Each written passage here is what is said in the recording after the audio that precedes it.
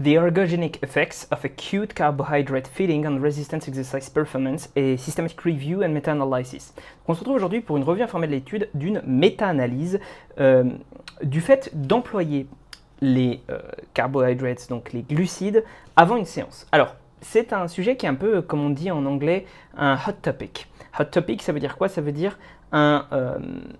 quelque chose qui en ce moment est en plein débat. Parce que tu as Menno Henselmans qui a mené récemment une méta-analyse là-dessus et qui a dit, bon, bah, grosso modo, il n'y a vraiment pas trop besoin d'avoir des glucides dans son entraînement, à moins d'être à jeun, d'être vraiment genre en sous-glucides. Il n'y a vraiment pas besoin d'en manger juste avant son entraînement, voire même en fait quand on a un régime cétogène, eh ben, on n'a pas de perte de performance quand on fait de l'entraînement en résistance. Donc, entraînement en résistance, on entend de la musculation. Et cette étude dit non, mais en fait si quand même. Et Menno Henselmans a répondu à cette étude-là de façon assez pertinente.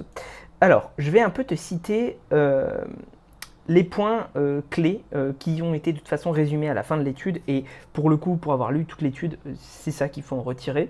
Ils disent que du coup, pour des sessions de résistance, pour des sessions d'entraînement de musculation qui durent plus de 45 minutes et qui consistent en plus de 8 à 10 séries,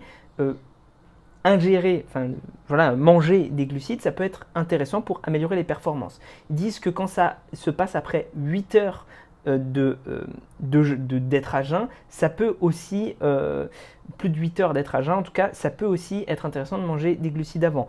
Ils disent que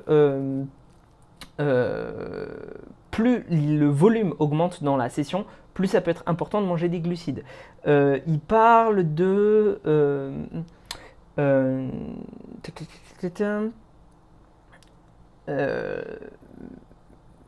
que c'est plus intéressant pour le bas du corps. Il parle que la dose de carbohydrates, donc la dose de glucides, n'a pas l'air d'être si importante que ça. Donc peut-être qu'il faut juste en prendre un peu, mais pas tant que ça. Enfin, voilà. Ce qui ne semble pas hyper cohérent, mais je vais y revenir. Il parle du fait que les carbohydrates, ça augmente le volume, qui augmente le lactate. Cette augmentation du lactate pourrait être mauvaise pour la performance. Désolé, hein, c'est sur plusieurs pages, donc j'essaye de résumer ce qu'ils disent en anglais.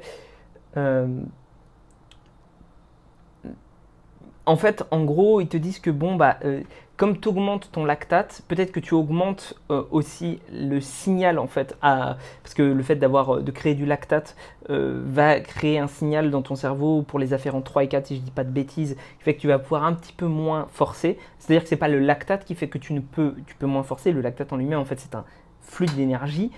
C'est de l'énergie en fait, qui va servir à tes muscles, donc c'est bien. Mais le fait d'avoir de la présence de lactate va peut-être envoyer un message à ton cerveau de dire attention, il y a du lactate, ça se crée que quand il y a de l'exercice, donc il faut peut-être un peu baisser les vannes pour rester à l'homéostasie.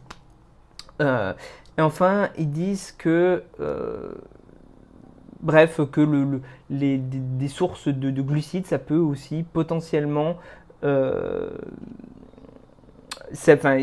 il parle plutôt des sources de glucides, genre en disant il faut peut-être avoir des boissons sucrées, des choses comme ça pour avoir rapidement des glucides dans le sang. Bref, c'est une bonne chose. Mais on pourrait se dire, du coup, il y en a besoin quand même, parce que plus on fait des longues sessions, etc., puis 45 minutes, ça reste quand même, on va dire, une séance classique, elle fait 1 heure, donc peut-être qu'il y en a besoin avant. Oui, mais non, parce qu'en fait, là où Menno Henselmans a pointé un point très juste, il a dit, oui, c'est vrai ce qu'ils disent, mais ils ne différencient pas, il n'y a pas dans les études un groupe qui mange autre chose que des glucides. Or, ce qu'on a remarqué récemment, et ça c'est vrai, c'est que quand on a moins faim, on peut plus facilement s'entraîner et avoir de meilleures performances. Et en fait, pour moi, la clé, il met le doigt dessus. C'est-à-dire que à l'heure actuelle, on ne sait pas vraiment si les glucides en eux-mêmes participent vraiment à la performance, à moins évidemment d'être à jeun, etc., et de ne pas avoir eu de glucides depuis longtemps. Là, on pourrait en discuter sur des longues sessions, etc. Mais sinon, au-delà de dire oui, voilà, au-delà de 45 minutes, ça peut être utile, peut-être qu'en fait, c'est tout simplement des gens qui avaient faim face à des gens qui n'avaient pas faim. Et dans ce cadre-là, je ne sais pas si vraiment les glucides sont si importants que ça. Ceci étant dit, moi je te recommanderais quand même de prendre des glucides, c'est plus facilement digéré que les lipides. Mais c'est plutôt en fait en mode, si tu as mangé un repas avant, il n'y a pas vraiment d'intérêt quoi. Voilà, à forcer les glucides. Voilà, c'est vraiment la chose que je pense qu'il faut en retirer, c'est va pas à l'entraînement en ayant faim et mange suffisamment de façon générale pour ne pas avoir à te soucier en fait de tout ça. Voilà, et sur ce, prends soin de toi et on se retrouve pour une prochaine vidéo.